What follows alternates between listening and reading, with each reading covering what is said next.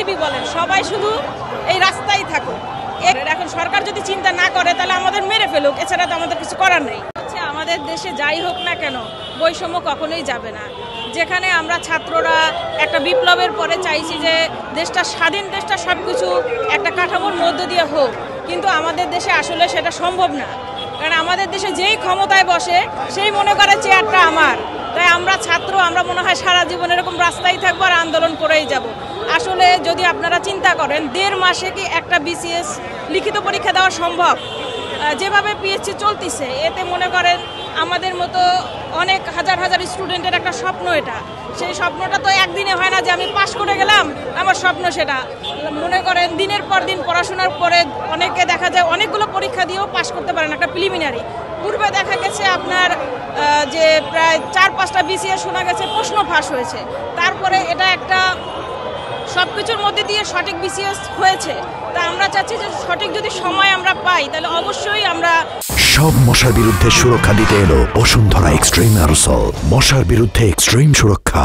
সামনের দিকে আগাতে পারবো, কারণ আমরা তো রাজনীতি করব না, আমরা পড়াশোনা করে একটা চাকরির চিন্তাই তো এখানে এসেছি। আর এটা শুধু যে আমাদের স্বপ্ন সেটা না, আমাদের পরিবার বলেন, পরিজন বলেন, সবাই মিলেই কিন্তু আমরা আজকে এই বিসিএস এর প্রত্যাশী ভাই বোনেরা এখানে দাঁড়িয়েছি। তাই আমরা সরকারকে বলবো যে আমাদের এই দাবি যেন মেনে নেয়।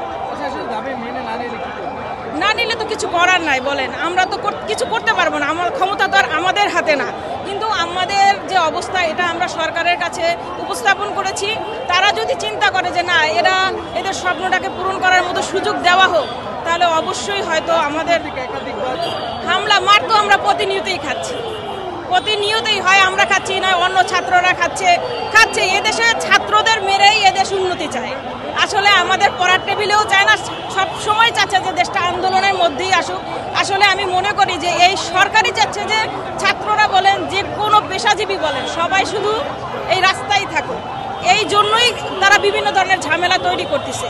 আর এই ঝামেলা যদি তারা না করতো, আচ্ছা 1.5 মাসে কোনো মানুষের পক্ষে কি বিসিএস লিখিত দেওয়া সম্ভব? এই প্রহসনটা যদি না করতো তাহলে তো আমরা আজকে এখানে থাকতাম না। সামনে নির্বাচন, সব কিছু মিলাইমিশে দেশের পরিস্থিতি ঠিক নাই। সেখানে এই যে দেখেন ঢাকা বিশ্ববিদ্যালয় হল বন্ধ করে দিয়েছে, এই ছাত্ররা কোথায় যাবে? কোথায় দাঁড়িয়ে পড়াশোনা করবে আর কোথায় বসেই বা পরীক্ষা দিবে? তা এটা তো চিন্তা করা উচিত সরকারের। এখন সরকার যদি চিন্তা না করে তাহলে আমাদের মেরে ফেলুক, এছাড়া তো আমাদের কিছু করার নেই। কারণ আমরা চাকরির চিন্তায় আসছি এখানে, আমরা তো বলি নাই যে আমাদের ফ্রি একটা চাকরি দিয়ে দেন।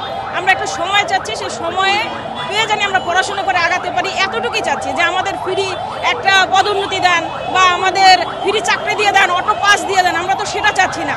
তারা বুঝদার মানুষ, এখন আমাদের অবস্থা যদি বুঝে এতটুকু সাহায্য আমরা করে তাহলে আমরা কৃতজ্ঞ।